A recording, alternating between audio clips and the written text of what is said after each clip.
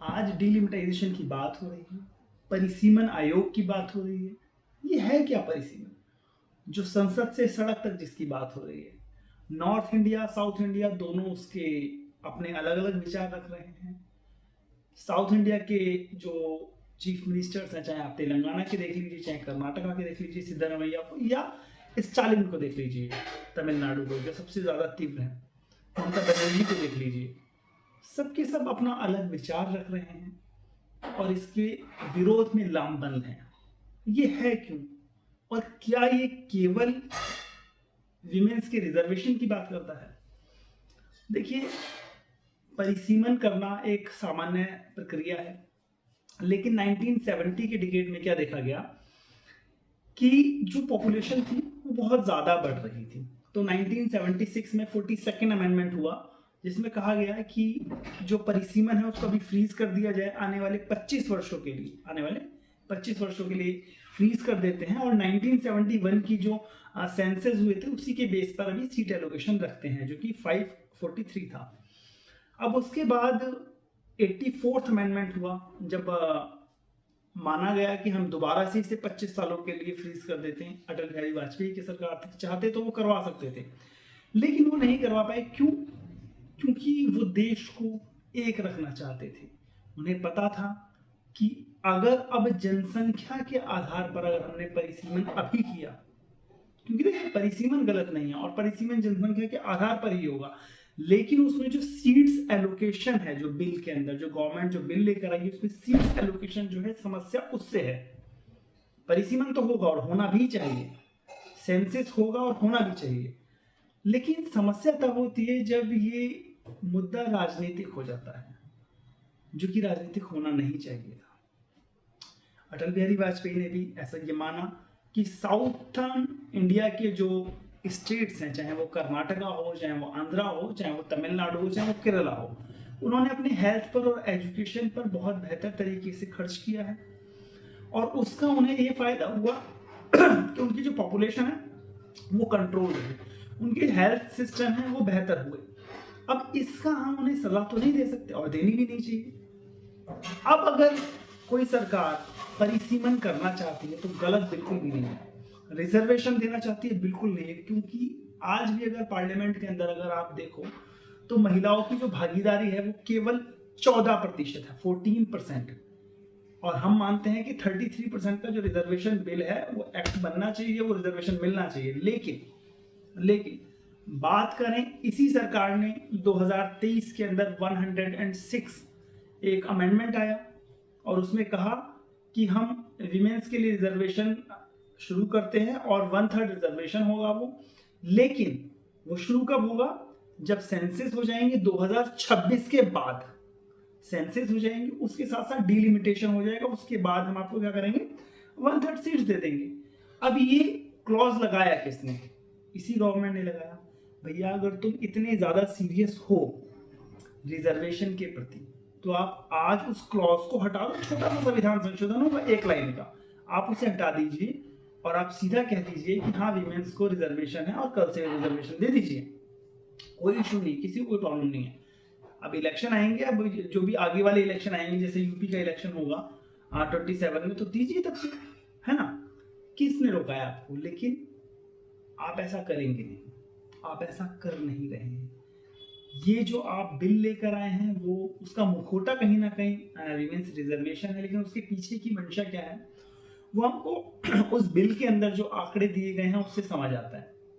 Parliament में भले ही ये कहा गया हो कि हम 50% ऐड कर रहे हैं सीट्स हर कॉन्स्टिट्यूंसी में, है ना?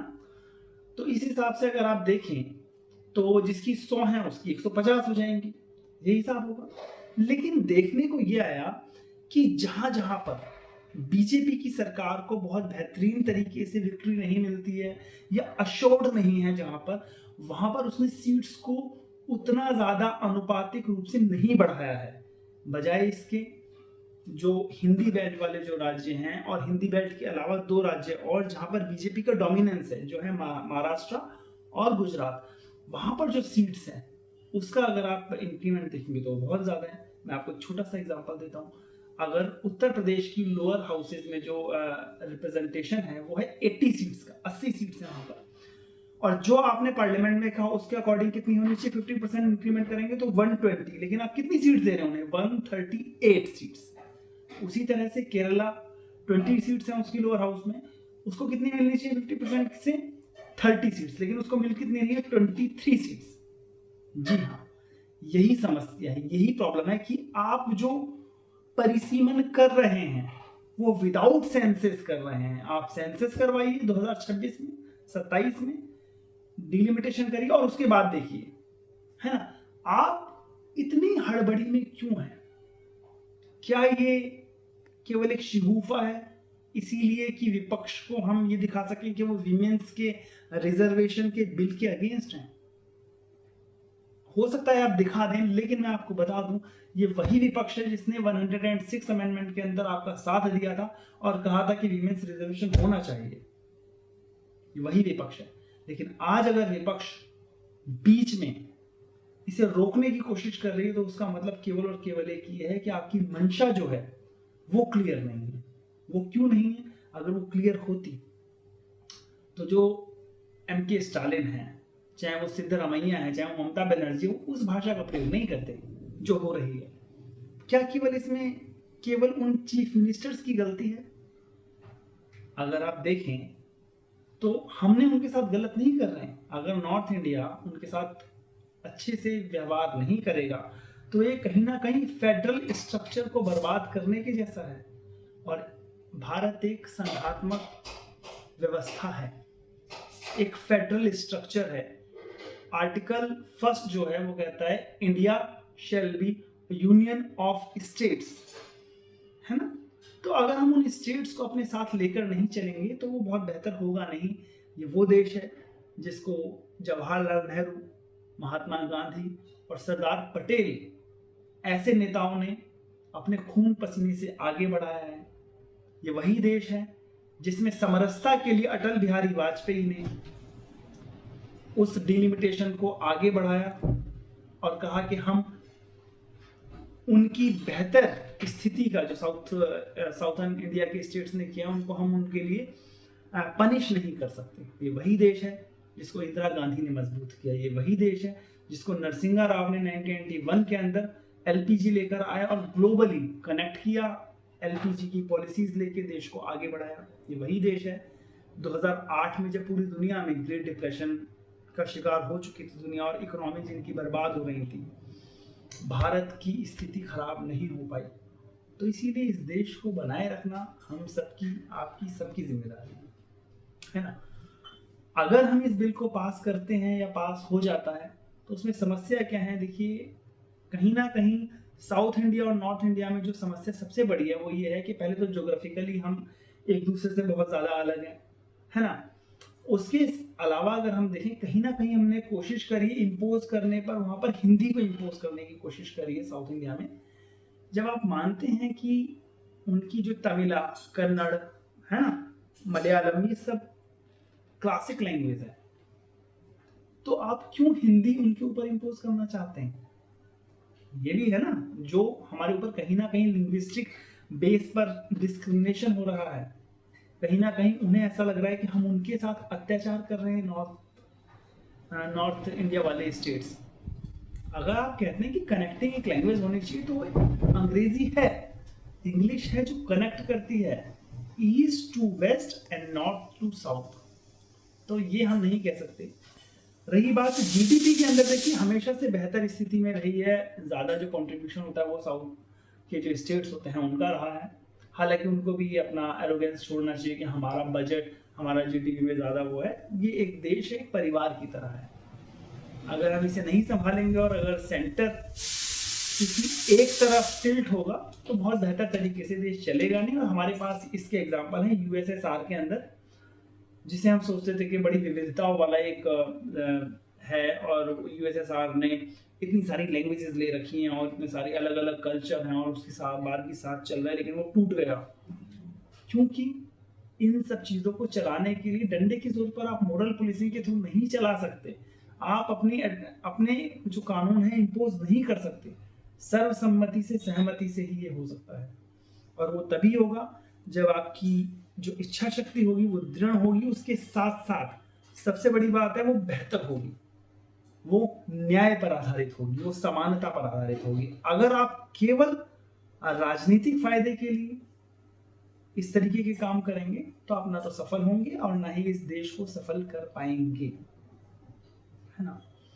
तो मुझे जहां तक लगता है तो ये जो बिल लेकर आ रहे हैं 131, मुझे नहीं लगता कहीं से कहीं तक कि ये पार्लियामेंट के अंदर पास हो पाएगा, होना भी नहीं चाहिए। क्योंकि हाँ, मैं ये जरूर कहता हूँ रिजर्वेशन होना चाहिए, रिजर्वेशन बिल्कुल होना चाहिए 1/3 कल से दे दीजिए आप, लेकिन आप उस क्लॉज को हटाइए जिस क्लॉज को आप हटा नहीं रहे हैं, जिस क्लॉज को आप ही लेकर आए हैं, जिस क्लॉज में कहा गया है कि 2026 के बाद सेंसस होगा फिर डिलिमिटेशन, आप उसे हटा दीजिए, दे दीजिए। आप हटा सकते हैं तो हटा दीजिए, है ना। आपके पास ये क्लैरिटी होनी चाहिए। अगर आप सोचते हैं कि हाँ ये राजनीतिक कूटनीतियां और केवल सत्ता पे बना रहा जाए और इस तरीके से मुद्दे उछाले जाएं तो उस देश में कुछ ऐसा बेहतर होगा नहीं। कहीं ना कहीं हमारे बीच में एक दरार आएगी, जो कि ये इतने बड़े जो एक दुनिया की सबसे बड़ी डेमोक्रेसी है और एक बहुत बड़े पॉलिटिकल फिलोसफर रहे जिन्होंने कहा कि डेमोक्रेसी में अगर एजुकेटेड लोग न हों, क्योंकि डेमोक्रेसी किसके लिए है, by the people for the people, है ना। अगर और जनतंत्र के अंदर, लोकतंत्र के अंदर, डेमोक्रेसी के अंदर सर्वे सर्वा कौन है, जनता। अगर उस जनता में एजुकेशन की जो है कमी रहेगी तो वो कहते हैं कि ये डेमोक्रेसी नहीं, ये हिपोक्रेसी बन जाएगी। और अगर कोई सरकार एजुकेशन पर ध्यान देने के बजाय धर्म पर, जाति पर विभेद खड़ा कर रहे हैं, बिना बात की अनर्गल बातें कर रहे हैं, उल्टे सीधे देश को बिना सोचे समझे कोई भी बिल लेकर आ रहे हैं, तो उन्हें बिल प्रपोज करने से पहले 2 बार सोचना पड़ेगा कि ये देश बहुत कीमती है और कीमती ही बना रहे। Thank you.